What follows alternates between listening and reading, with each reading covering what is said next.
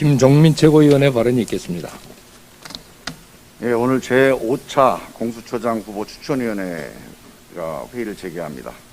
지난달 25일 열린 4차 회의 후 3주 만에 다시 열려서 국민의 기대가 큽니다. 추천 절차를 마무리해서 속도를 낼 것으로 기대합니다. 야당에서는 추천위원 사퇴 등을 통해서 다시 공수처장 선정에 시간 끄기를 하는 거 아닌가 하는 그런 국민적 비판을 받고 있습니다. 추천위가 7명에서 6명이 되어도 이미 추천위 구성은 완료됐습니다. 의결 정족수 5인도 충족하고 있습니다. 과거 박근혜 전 대통령 탄핵 결정 당시에 헌법재판소 재판관 1명의 임기가 끝나서 공석이었지만 정상적으로 판결을 내리면서 촛불 시민의 염원으로 새로운 대한민국을 열었습니다. 민주당은 지난 12일 개정안을 통과시키면서 공수처 출범을 위해 박차를 가하고 있습니다. 속도뿐만 아니라 중립성과 독립성을 지키는 옳은 방향성도 함께 고민하면서 두 마리 토끼를 다 잡는 공수처가 되기를 기대합니다. 야당도 무조건 반대만 할 게 아니라 대안을 내고 토론해서 권력개혁에 함께 해주시기를 호소합니다. 공수처가 출범하고 나면 검찰의 수사, 기소, 분리 등 권력개혁에 굳게 닫힌 문을 여야가 국민이 함께 힘을 모아서 열어가야 합니다. 공수처장 후보 추천은 그런 의미에서 최종 마무리가 아니라 새로운 시작이다 하는 점을 다시 한번 강조합니다.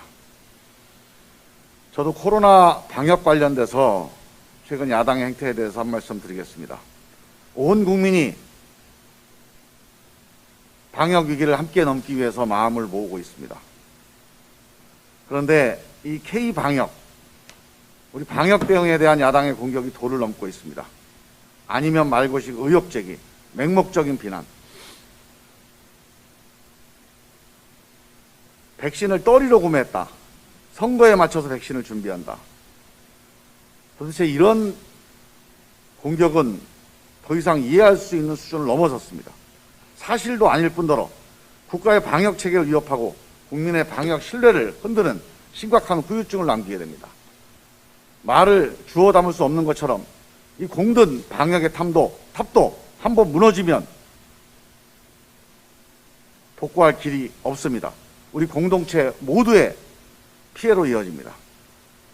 사실을 확인해 보면 정부는 4,400만 명분의 백신을 충분히 확보했고 해외 일부 국가에서 먼저 백신 접종을 시작한 이유는 사망자가 수만 명에 이르렀기 때문입니다. 전문가들도 급한 접종보다는 안전한 접종이 우선이라는 얘기를 하고 있습니다. 야당은 지난 가을에 안전성 검증된 독감 백신도 믿을 수 없다면서 접종 중단하라고 기자회견까지 했습니다.